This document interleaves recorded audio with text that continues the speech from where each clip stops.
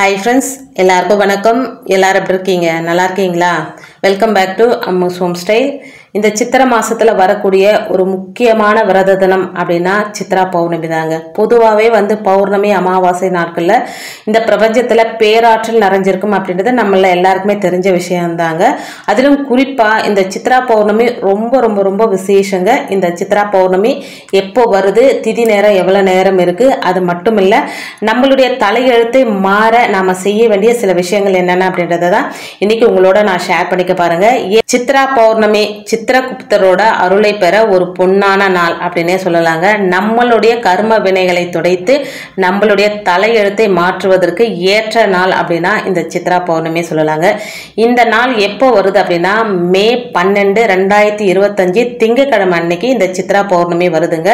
இந்த பௌர்ணமி திதி ஞாயிற்றுக்கிழமை 8:48 ஞாயிற்றுக்கிழமை நைட்டு 8:48க்கு தொடங்கி திங்கட்கிழமை நைட்டு 10:44 மணி வரைக்குமே இந்த பௌர்ணமி திதி நேரம் இருக்குங்க.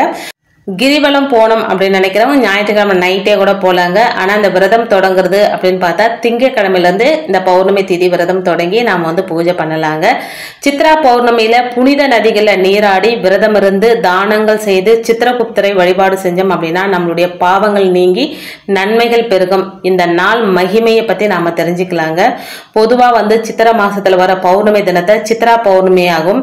இது ரொம்ப ரொம்ப ஒரு முக்கியமான நாளாகவும் நம்ம கொண்டாடுறாங்க. சித்திரகுப்தர் மனுஷங்களுடைய பாவ புண்ணிய கணக்குகளை எழுதுற கடவுளுங்க. சித்ரா பௌர்ணமி அன்னைக்கு புனித நதிகளை நீராடி கோவிலுக்கு போயிட்டு விரதம் இருந்து சித்திரகுப்தரை வழிபட்டோம் அப்படின்னா நம்மளுடைய கர்ம வினைகள் நீங்கும் அப்படின்றதும் நம்பிக்கைங்க. அன்னைக்கு தானம் செய்யறது, ஏழைகளுக்கு உதவுது போன்ற நல்ல செயல்களை செய்வதன் மூலம் சித்திரகுப்தரோட அருளை பரிபூரணமாக நம்மளால பெற முடியுங்க. சித்ரா பௌர்ணமி நாள்ல மக்கள் நல்ல செயல்களை செய்வதன் மூலம் தங்களுடைய பாவங்களை குறைக்க முடியும் அப்படின்னு நம்புறாங்க. அன்னைக்கு கோவிலுக்கு போறது, கிரிவலம் போறது, புனித நீராடுறது, தானம் செய்யறது போன்ற செயல்களை செய்யறது நல்ல பலன்கள் நமக்கு தருங்க. இதுதான் சித்ரா பௌர்ணமியோட முக்கியத்துவம் அப்படின்னே சொல்லலாங்க. சித்ரா பௌர்ணமி அன்னைக்கு நமக்கு என்னெல்லாம் செய்யணும், என்னெல்லாம் செய்யக்கூடாது. ஃபர்ஸ்ட் ஆஃப் ஆல் புனித நதிகள்ல நீராடுறது ரொம்ப ரொம்ப நல்லதுங்க. வாய்ப்பு இருக்கு, உங்களுக்கு பக்கத்துல புனித நதிகள் இருந்தது அப்படின்னா புனித நதிகளை நீராடலாம். வாய்ப்பு இல்லை அப்படின்ற பட்சத்துல நம்ம வீட்டுல இருக்கிற தண்ணியை கங்கையா, யமுனையா, கோதாவரியா நினைச்சு நம்ம சங்கல்பம் பண்ணி குளிக்கலாங்க. அடுத்து கோவிலுக்கு போயிட்டு சித்திரகுப்தரை வழிபாடு செய்யணும். அப்படி கோவிலுக்கு போக முடியல அப்படின்னா வீட்லயே கூட நம்ம சித்திரகுப்தரை மனசார நினைச்சு வழிபாடு செய்யலாம். விரதம் இருக்கணுங்க. அன்னைக்கு ஒரு நாளாவது விரதம் இருந்து வழிபாடு செய்யறது ரொம்ப நல்லது. ஏழைகளுக்கு இல்லாதவங்களுக்கு கண்டிப்பா நம்ம அன்னதானம் செய்யறதோ இல்ல அவங்களுக்கு என்ன தேவை இருக்குதோ அந்த தேவையை தெரிஞ்சு நம்ம செய்யறது ரொம்ப நல்லதுங்க. நல்ல செயல்களை அன்னைக்கு செய்யணுங்க. முடிஞ்சது அப்படின்னா கிரிவலம் போறதும் ரொம்ப நல்ல பலனை தருங்க. சித்ரா பௌர்ணமி அன்னைக்கு பக்தர்கள் பால் மற்றும் பால் சார்ந்த பொருட்களை சாப்பிட்றத தவிர்ப்பாங்க. பொதுவாக நம்ம விரதம் இருந்தோம் அப்படின்னா டீ காஃபி எடுத்துப்போம். ஆனால் சித்ரா பௌர்ணமி அன்னைக்கு பால் சார்ந்த பொருட்களை யாரும் எடுத்துக்க மாட்டாங்க. பூஜை செஞ்ச பிறகு அரிசி, காய்கறிகள் மற்றும் தட்சணை இதெல்லாம் பிராமணர்களுக்கு தானமாக கொடுப்பாங்க. உப்பு சேர்க்காத தயிர் சாதம் சாப்பிடலாம். அப்படி இல்லைன்னா உணவு கூட இல்லாமல் விரதம் இருக்கலாங்க. உப்பு இல்லாமல் உணவு உண்பது இந்த விரதத்தோட முக்கிய நிபந்தனைங்க. இதை ஞாபகம் வச்சுக்கிறோம். மற்ற பூஜையெல்லாம் நம்ம உப்பு போட்டு சாப்பிடுவோம். ஆனால் இந்த பூஜையின் போது உப்பு இல்லாத பொருட்களை தான் நம்ம நைவேத்தியமாக வைக்கணும். அதை தான் நம்ம பூஜை முடிஞ்சதுக்கு அப்புறம் சாப்பிடணுங்க. சித்ரா பௌர்ணமி பூஜை பெண்கள் சிறப்பாக கொண்டாடுவாங்க. ஆண்களும் இந்த பூஜையை செய்யலாங்க. பெண்கள் தங்களுடைய வீட்டு வாசலை சுத்தம் செஞ்சு அரிசி மாவால நம்ம கோலம் போடலாம். ஒரு சிலர் சித்திரகுப்தரோட உருவத்தை கூட வரைவாங்க. அப்படி வரைய தெரியலன்னா அழகா கோலம் போட்டுக்கலாங்க. சித்திரகுப்தரை பேனா மற்றும் காகிதத்தோட இருப்பது போல கோலம் போடுவாங்க. தெற்கு திசையில இருக்கும்படி பார்த்து கோலம் போடுவாங்க. இதனால சித்திரகுப்தர் வீட்டுக்கு வருவார் அப்படின்றது நம்பிக்கைங்க. இந்த நாள சித்திரகுப்தரை வழிபாடு செய்வதன் மூலம் ஒருத்தரது ஜாதகத்துல இருக்கிற கேது தோஷங்கள் நீங்கும் அப்படின்னு சொல்லப்படுதுங்க. நம்ம பௌர்ணமி பூஜை செய்யும் போது ஒரு பேனாவும் ஒரு நோட் புக்கும் பூஜை அறையில வச்சிருந்தங்க. ஏன்னா பாவ கணக்குகளை எழுதுறவர் யாருன்னா சித்திரகுப்தர் தான். ஸோ நாம இதுவரையும் தெரிஞ்சோ தெரியாமலோ நிறைய பாவங்கள் செஞ்சிருப்போம். நாம சாதாரண மனுஷங்க தான். பாவங்களே செய்யாமலாம் வாழ்ந்திருக்க மாட்டோம். ஒரு எறும்பை கொல்றது கூட பாவம் தாங்க. ஸோ நம்ம ஆயிரக்கணக்கான எறும்புகளை கொல்றோம். அதே போல தெரிஞ்சோ தெரியாமலோ இப்போ ஒரு நல்ல விஷயம் நமக்கு நல்ல விஷயமா தோன்றது மற்றவங்களுக்கு அது தப்பா தோணும்.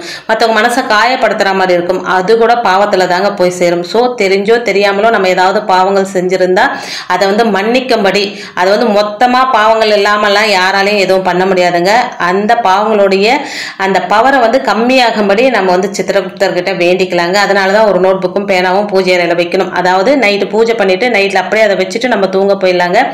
மறுநாள் எழுந்து அந்த பேனா புக்கில் இருந்து நம்ம ஏதாவது நம்ம வீட்டு விஷயங்கள் எழுதுறது அந்த மாதிரி எழுதலாங்க. சித்திரகுப்தர் நைட்டு வீட்டுக்கு வந்து நம்மளுடைய பாவ புண்ணிய கணக்குகளை குறைப்பார் அப்படின்றது நம்பிக்கைங்க. மொத்தமாக தொடச்சிடுவார். நம்ம நிறைய பாவம் செஞ்சுட்டு இருக்கிறோம், அந்த பாவம்லாம் சுத்தமாக தொடச்சிடுவார் அப்படியெல்லாம் கிடையாதுங்க. பாவ புண்ணிய கணக்குகளை குறைப்பார் அப்படின்றது ஒரு நம்பிக்கைங்க. ஒவ்வொரு பௌர்ணமி அன்னைக்கும், சித்ரா பௌர்ணமி அன்னைக்கும் இதை நான் தொடர்ந்து செஞ்சுட்டு வரேன். இது வந்து நம்பிக்கையின் பெயரால தாங்க செய்யறது. இது எல்லாமே வந்து உண்மையிலே அப்படியே நடந்துடும் அப்படின்னு கிடையாதுங்க.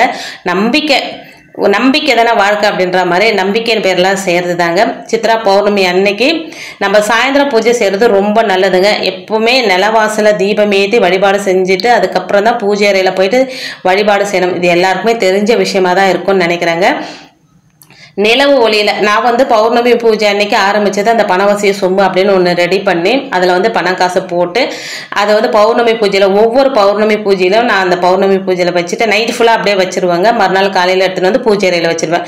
எப்போல்லாம் எனக்கு காசு கிடைக்குதோ அதை வந்து கையில் வச்சுட்டு ஓம் ரீங் வசி வசி தனம் பணம் தினம் தினம் அப்படின்னு என்னால் எத்தனை தரம் சொல்ல முடியுமோ ஒரு கவுண்டிங்லாம் வச்சுக்கிறதுங்க இல்லைங்க. ஒரு 5 நிமிஷம் சொல்லிட்டு பணத்தை எப்பவுமே உருட்டி தாங்க வைக்கணும். உருட்டி கையில் நம்ம கையில் ஏதாவது வாசனை பொருட்கள் இருந்தால் 4 பக்கமும் தடவி அதை வந்து அந்த பணவசிய சொம்புல சேர்த்துக்கிட்டே வரங்க. அதை வந்து எடுத்து செலவு பண்ண மாட்டேனான்னு கேட்டால் செலவு பண்ணுங்க. ஏதாவது அத்தியாவசிய செலவு, அதாவது பூஜைக்கு பூ வாங்குறதோ இல்லை பூஜை சாமான் வாங்குறதோ அந்த மாதிரி வாங்கும்போது கையில் காசு இல்லாத போது அந்த பணவசிய சொம்புல இருந்து காசு எடுத்துப்பேங்க. கிடைக்கும் போது போடுவேன், தேவைக்கு எடுத்து செலவு பண்ணிப்பேங்க. அதை தொடர்ந்து நான் செஞ்சுக்கிட்டே வரேங்க. சித்ரா பௌர்ணமி அன்னைக்கு நம்ம என்னெல்லாம் செய்யக்கூடாது, நம்ம என்ன செய்யணும் அப்படின்றது எல்லாருக்குமே தெரியும். என்ன செய்யக்கூடாது அப்படின்னா கெட்ட செயல்களை செய்யக்கூடாதுங்க. அதுக்கப்புறம் வந்து புறம் பேசக்கூடாது, அதாவது புரளி பேசுறதுன்னு சொல்லுவாங்க பார்த்தீங்களா, அது பேசக்கூடாது. பொய் சொல்லக்கூடாது, மற்றவங்களை ஏமாற்றக்கூடாது. அன்னைக்கு கோபம் படக்கூடாதுங்க. நம்ம வந்து கோபத்தில் விடுற அந்த ஒரு வார்த்தைக்கு கூட அன்னைக்கு பவர் அதிகமாக இருக்கும், அது அப்படியே பழிக்கும்னு சொல்லுவாங்க.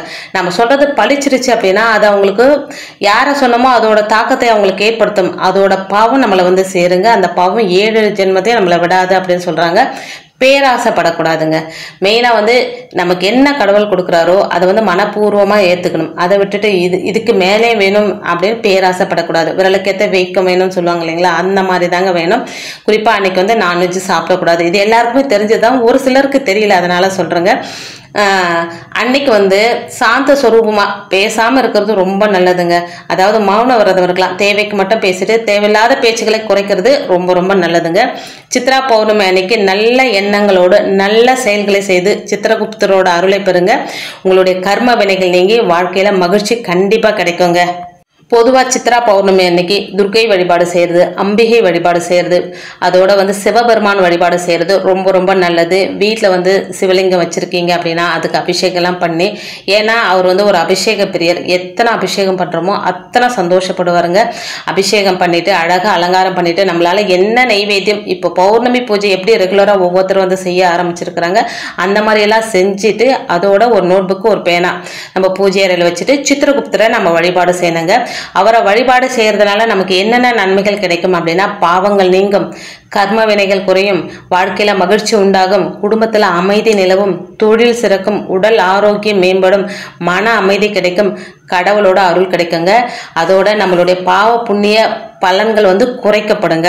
சித்ரா பௌர்ணமி அன்னைக்கு நாம சொல்ல வேண்டிய மந்திரம் அப்படின்னா ஒரு நோட் புக்கும் பேனாவும் வச்சிருந்தோம் இல்லைங்களா, அதை வந்து நம்ம மடியில வச்சுக்கிட்டு ஓம் நமோ சித்திரகுப்தாய நமக, ஓம் நமோ சித்திரகுப்தாய நமக அப்படின்ற மந்திரத்தை ஒரு 5 நிமிஷம் சொல்லுங்க. டைம் இருந்தது அப்படின்னா ஒரு 108 தரம் கூட சொல்லுங்க. மனசுல வந்து நான் தெரிஞ்சோ தெரியாமலோ ஏதாவது பாவங்கள் செஞ்சிருந்தா அந்த பாவத்தோட அந்த பவரை வந்து கம்மி பண்ணிக்கும்படி நம்ம வேண்டிக்கலாங்க. சுத்தமா நான் பாவம் செஞ்சது எல்லாமே எடுத்துருங்க அப்படின்லாம் நம்ம கேட்க முடியாது, அந்த மாதிரி எடுக்கவும் முடியாதுங்க. நாம செஞ்ச பாவத்தோட அந்த கர்ம வினையை நாம அனுபவிச்சுதான் ஆகணும். அதை வந்து கம்மி பண்ண சொல்லி கேட்கலாமே தவிர்த்து சுத்தமா வந்து எனக்கு எனக்கு அந்த பாவத்திலிருந்தே வெளிவர வச்சிருங்கன்னா எந்த கடவுளாலையும் அது வெளிவர வைக்க முடியாதுங்க.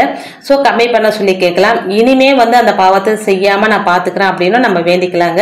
ஒரு 5 நிமிஷம் இல்லை ஒரு 108 தரம் சொல்லிட்டு அந்த நோட் புக்கை பூஜை அறையில் வச்சிருங்க. வச்சுட்டு அதுக்கப்புறம் நீங்கள் பூஜையெல்லாம் பண்ணி முடிச்சுட்டு எப்போ போல பௌர்ணமி பூஜை எப்படி பண்ணுறீங்களோ அதெல்லாம் பண்ணி முடிச்சுட்டு அதுக்கப்புறம் நில ஒளியை பார்த்து முழுமையான பௌர்ணமி நிலவை பார்த்து கையில் நம்ம எதை வச்சுட்டு கேட்குறோமோ அது கண்டிப்பாக கிடைக்கும் அப்படின்றது ஒரு நம்பிக்கைங்க. ஒவ்வொரு தரமே பௌர்ணமி பூஜை எல்லாருமே வந்து ரெகுலராக செய்ய ஆரம்பிச்சிருப்பீங்க.